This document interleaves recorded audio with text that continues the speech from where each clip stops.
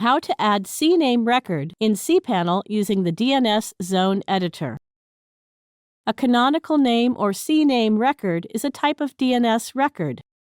It maps an alias name to a true or canonical domain name. For instance, a CNAME record can map the web address www.example.com to the actual website for the domain example.com.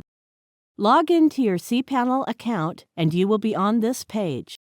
Go to the Domains section and click the Zone Editor. Suppose we want to add a CNAME record for domain example.com, then click the plus CNAME record button in front of the domain example.com.